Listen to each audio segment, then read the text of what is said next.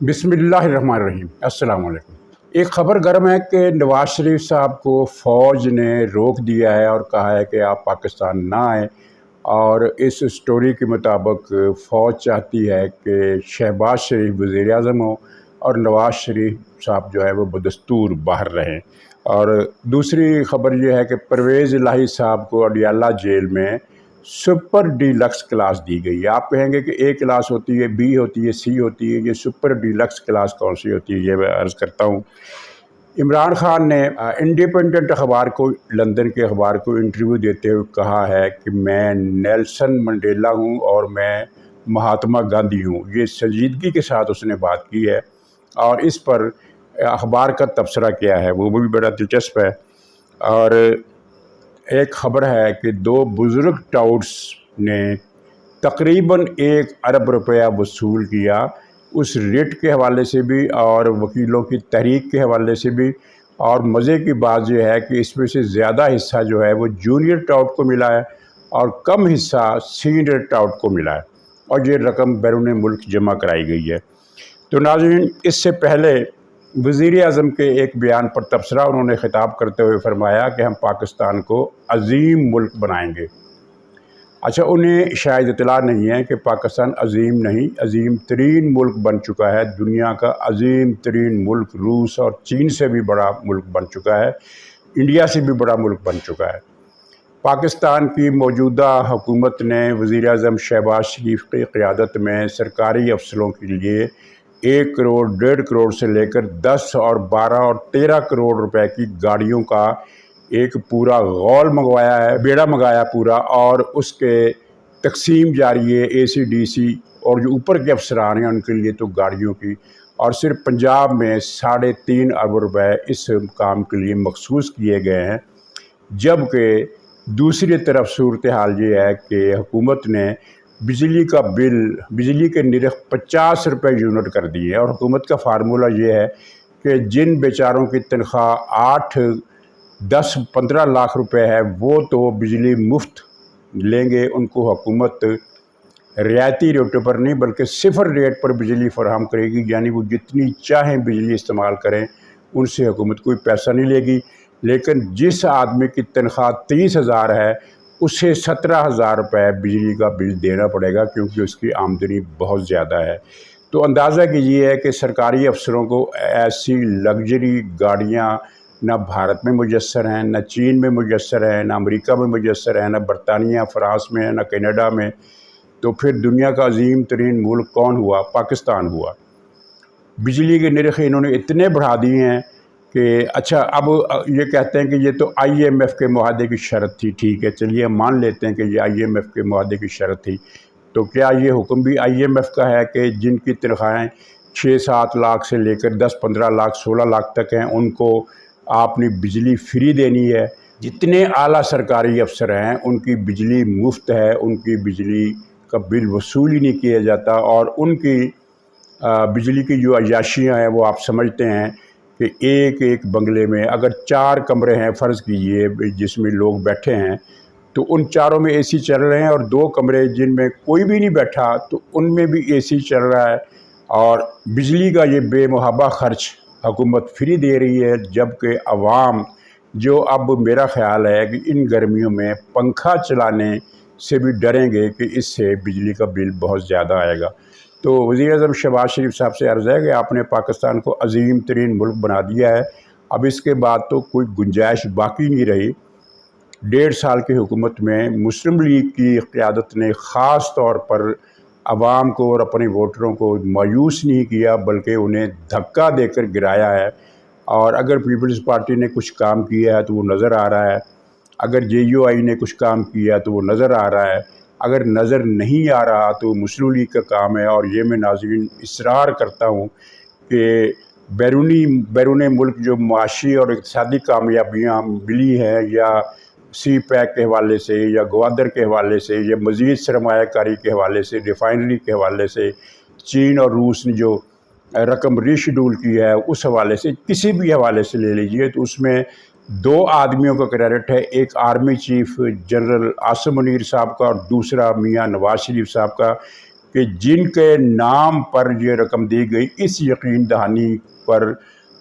کہ اس یقین دہانی کے مل جانے کے بعد کہ نواز شریف صاحب ہی پاکستان کے آئندہ وزیر اعظم ہوں گے، کیونکہ ان کے آنے کے بعد مسلم لیگ کی جیت جو ہے وہ نظر آ رہی ہے۔ تو جب چین اور سعودی عرب نے یہ دیکھا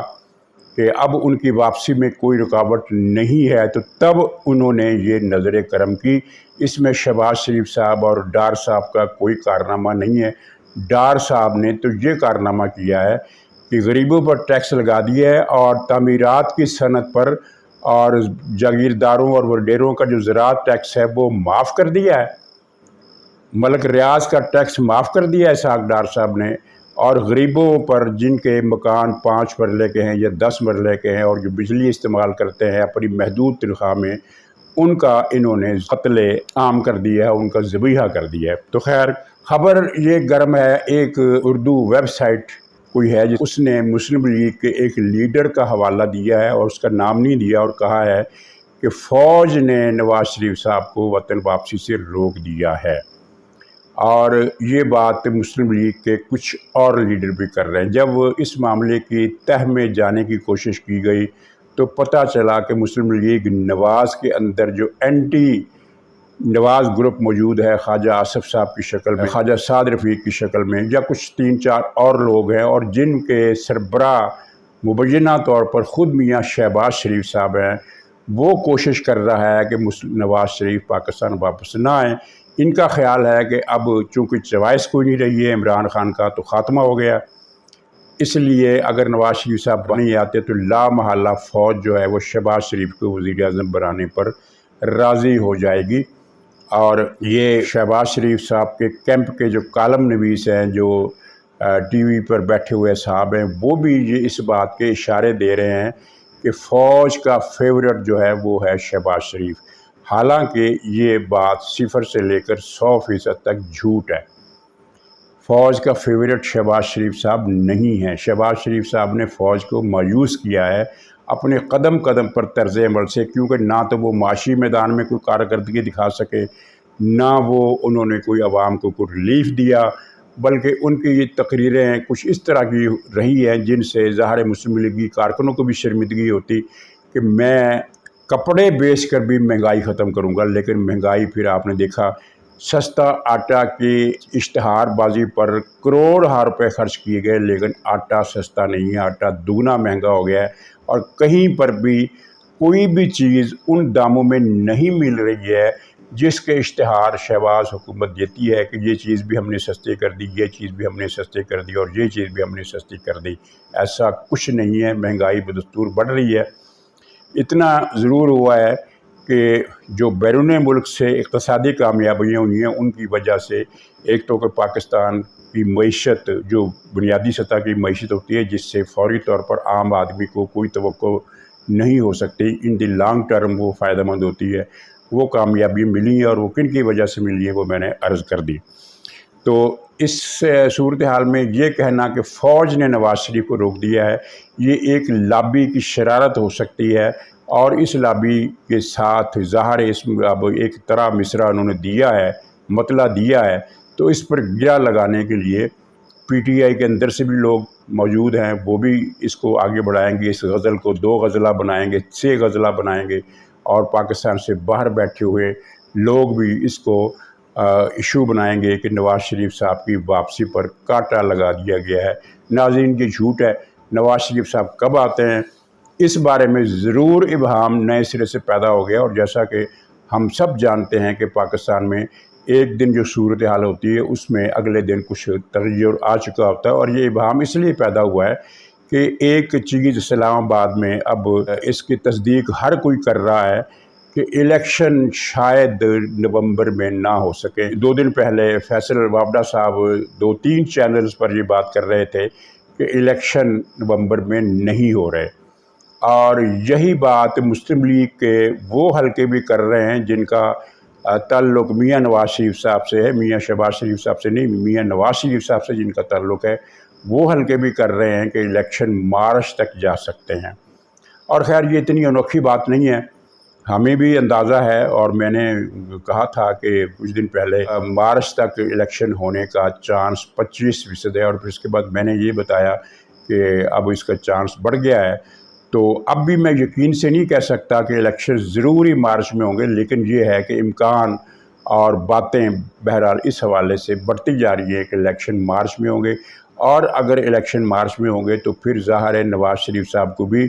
ملک میں آنے کی اتنی جلدی نہیں ہوگی، جو کہ میرے خیال میں میری اپنی ذاتی رائے ہے، وہ زیادہ سیاست سمجھتے ہیں حالات کو، ان کو حالات کا زیادہ علم ہے، اندرون خانہ جو سازشیں ہو رہی ہیں ان کے خلاف ان کا بھی انہیں زیادہ علم ہے، کسی بھی دوسرے سے زیادہ علم ہے۔ لیکن ہماری اپنی ذاتی رائے یہ ہے کہ انہیں جلد سے جلد واپس آنا چاہیے، اور جیل جانا ان کے لیے کوئی مسئلہ نہیں ہے، وہ پہلے بھی کئی مرتبہ جیل کاٹ چکے ہیں، اگر ایک مرتبہ اور اگر وہ جیل کاٹ لیں گے تو ان کو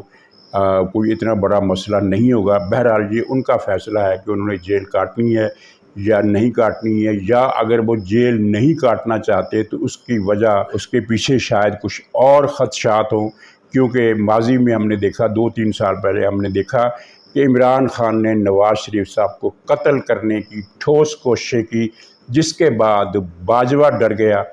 کہ اگر نواز شریف صاحب کو کچھ ہو گیا تو پھر بڑا میرے لیے بھی معاملہ خراب ہو جائے گا، اور پھر باجوہ نے مداخلت کر کے نواز شریف صاحب کو باہر بھجوایا، ورنہ عمران خان نواز شریف صاحب کو قتل کرنے میں خدا نخواستہ کامیاب ہو سکتا تھا۔ تو اس طرح کی باتیں بھی ہو سکتا ہے ان کے علم میں ہو۔ تو خلاصہ یہ ہے کہ نواز شریف کی واپسی اور الیکشن کے نومبر میں ہونے کے بارے میں ابہام پیدا ہو گیا اور ابہام بڑھ بھی گیا ہے، لیکن یہ کہنا کہ فوج نے نواز شریف کو روکا ہے، اس لیے کہ اگر نواز شریف صاحب نہیں آتے تو پھر جناب چین اور سعودی عرب کی نوازشات بھی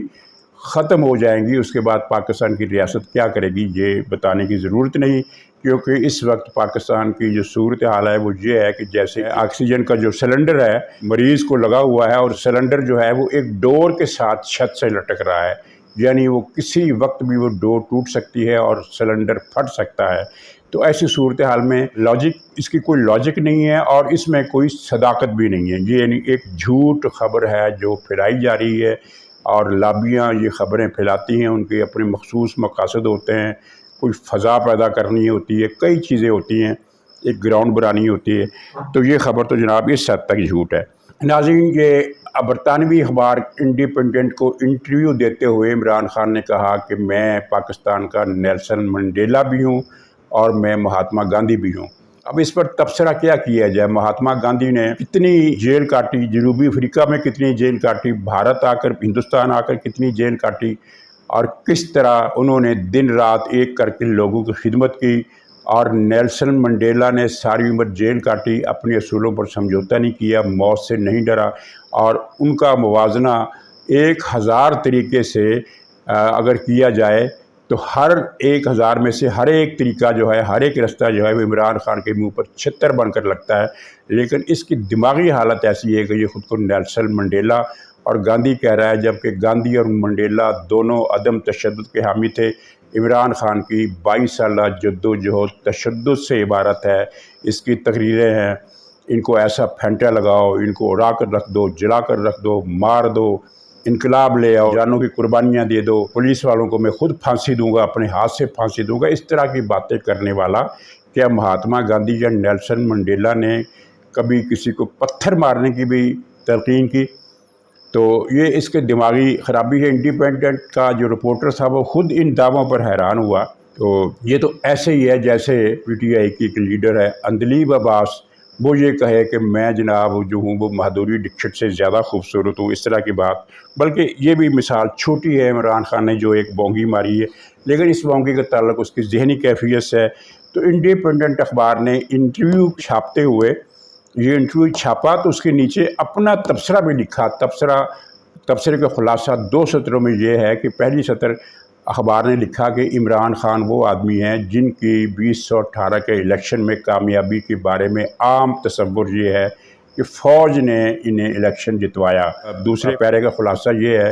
کہ عمران خان نے اپنے 3-3.5 سالہ دور حکومت میں مخالفوں کے خلاف کریک ڈاؤن کیا، انہیں گرفتار کیا، انہیں جیلوں میں ڈالا، انہیں مارا، صحافیوں پر پابندی لگائی، سنسرشپ لگایا، میڈیا پر سختیاں کی اور ان کے راستے میں رکاوٹیں کھڑی کی۔ تو یہ جناب انڈیپینڈنٹ نے انٹرویو چھاپا، لیکن ساتھ ہی عمران خان کی کپڑے اتار کر اس کے ہاتھ میں دے دیے۔ ناظرین، پرویز الہی پنجاب کا ڈکیت اعظم، پیجا ڈکیت، اس کو 3-4 دن پہلے لاہور کی جیل سے اٹھا کر پنڈی کے اڈیالہ جیل میں منتقل کر دیا گیا۔ اچھا، اڈیالہ جیل میں جناب ایک اسد وڑائچ سپرنٹنڈنٹ جیل، اسد وڑائچ قافلی کا آدمی ہے، اس کی تقرری مؤنس الہی نے کروائی تھی پرویز الہی سے، اور اس نے اڈیالہ جیل میں پرویز الہی کو جیل کے اندر نہیں رکھا، اس کو سیکورٹی والا جو حال ہے وہ پرویز الہی کو دیا ہے۔ اسی لیے میں نے کہا کہ وہ ایک سپر ڈیلکس کلاس اس کے لیے دی گئی ہے، کیونکہ اسے جیل میں رکھا ہی نہیں ہے۔ جیل کی عمارت سے ملحق جو سیکورٹی کا حال کمرہ ہوتا ہے، اس کے اندر پرویز الہی کو رکھا گیا۔ تمام سہولتیں جو اس کو اس کمرے میں دی جا سکتی ہیں وہ اس نے دی ہیں، بلکہ اسٹاف کی ڈیوٹی لگائی ہے کہ 3 آدمی ہر وقت اس حال کمرے کے باہر کھڑے رہیں، صاحب کو جب بھی کسی چیز کی ضرورت ہو تو اس کی فراہمی میں تاخیر نہیں ہونی چاہیے۔ یہ وڑائچ صاحب جو ہیں، ان کی لوٹ مار اور کرپشن کے قصے ویسے بھی بہت مشہور ہیں، اور یہ جیل میں مجرموں کو سہولتیں دینے کے لیے خاصے بدنام ہیں۔ سوال یہ ہے کہ اڈیالہ جیل کا یہ سپرنٹنڈنٹ پرویز الہی کا لگایا ہوا اب تک کیوں برقرار ہے، اس کا تبادلہ کیوں نہیں ہو رہا؟ اور پرویز الہی کو اگر جیل میں حال کمرہ دیا گیا ہے تو پھر کرپشن کے جو دوسرے مجرم اس وقت پکڑے ہوئے ہیں ان کو بھی اسی طرح کے حال کمرے جیلوں میں الاٹ کیے جائیں۔ یہ ایک سہولت ہے جو پرویز الہی کو ملی ہے، لیکن اس میں ایک اور بات مزے کی یہ ہے کہ پرتعیش قسم کی رہائش گاہ فراہم کرنے کے باوجود پرویز الہی جیل میں پریشان ہے، اور راتوں کو کسی کے ساتھ بات کرتے ہوئے وہ رو بھی پڑتا ہے، اور اس سے ظاہر صدمہ بھی ہے، اس لیے کہ اس نے پوری زندگی عیاشی اور غنڈہ گردی میں گزاری، بدماشی میں گزاری پوری زندگی۔ اب تقریباً اس کی عمر 80 سال ہو چکی ہے۔ زندگی میں یہ پہلی بار اس نے جیل کا مزہ چکھا ہے، اور ظاہر ہے جیل میں چاہے تمام عیاشی کی سہولتیں موجود ہوں، وہ گھر تو بہرحال نہیں ہوتا، اور گھر میں بیٹھ کر جس طرح یہ روزانہ کی بنیادوں پر کرپشن کرتا تھا وہ قصہ بھی ختم ہو گیا، اور جب سے مؤنس الہی اسپین گیا ہے تو یہ ویسے ہی ادھورا رہ گیا، اس کی طاقت بھی کم پڑ گئی ہے، اور اس کو اس بات کا بھی صدمہ ہے کہ مؤنس الہی اس کی بات نہیں سنتا، اور یہ اس نے شجاعت سے 2 مرتبہ کہا کہ میں تو پی ٹی آئی چھوڑنا چاہتا ہوں لیکن ابا جی مجھے چھوڑنے نہیں دیتے۔ تو ابا جی سے مراد مؤنس الہی ایک جو بیٹا ہے اس کا، وہ اس کا باپ بنا ہوا ہے، اس کے پیچھے پوچھے بغیر پرویز الہی کچھ نہیں کر سکتا۔ وجہ یہ ہے کہ پرویز الہی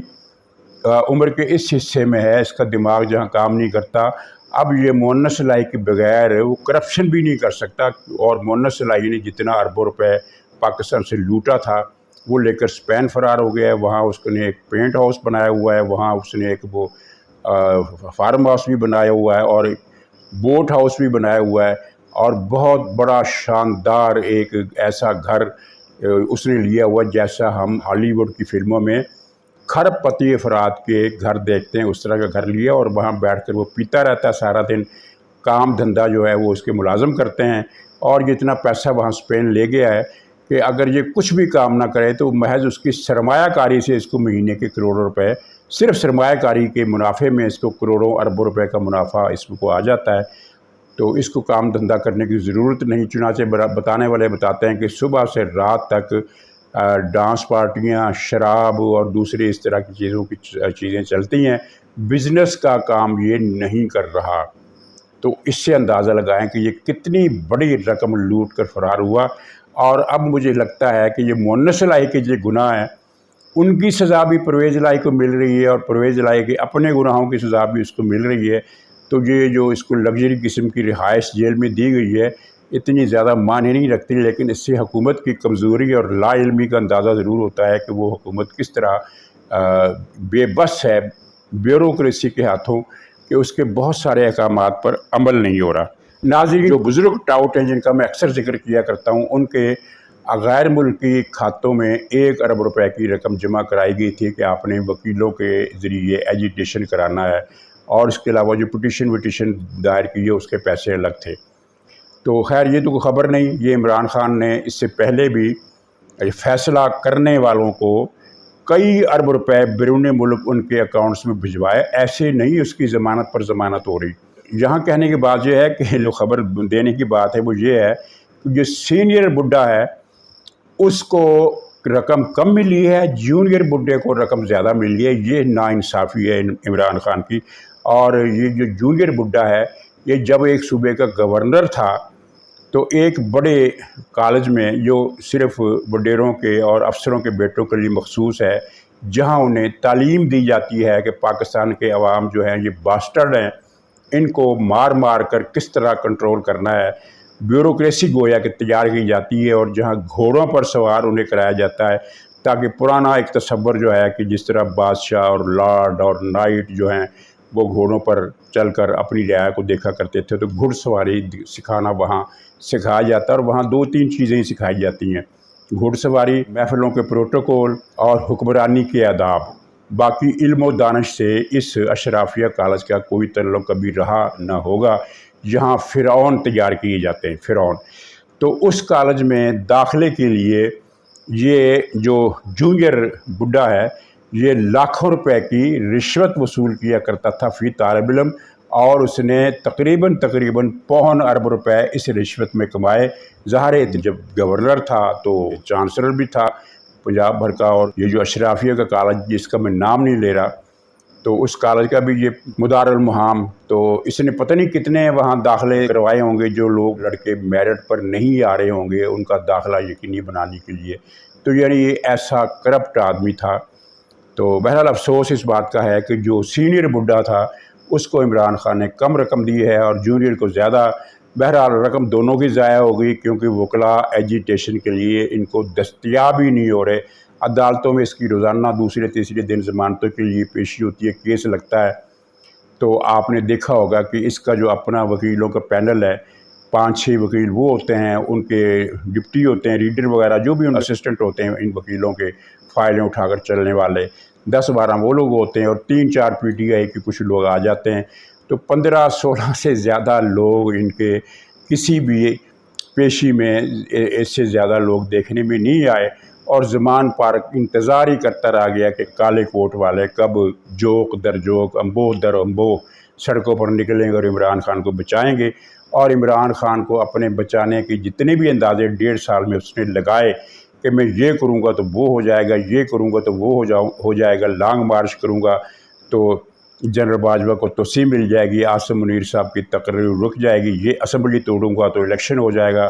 फ़लाँ करूँगा तो ये हो जाएगा, और 9 मई करूँगा तो इनकलाब आ जाएगा। अगर हम गिनती गिनने बैठें तो इस 1.5 साल में उसने कम से कम 100 के करीब अंदाज़े लगाए कि मैं ये करूँगा या वो मेरे लिए ये करेगा तो उसके नतीजे में ये हो जाएगा। वो सारे के सारे मलिया मेट हो गए। लेकिन इस आदमी ने, इस दुनिया की इस हैरत अंगेज़ मखलूक ने अब भी अंदाज़े लगा रखे हैं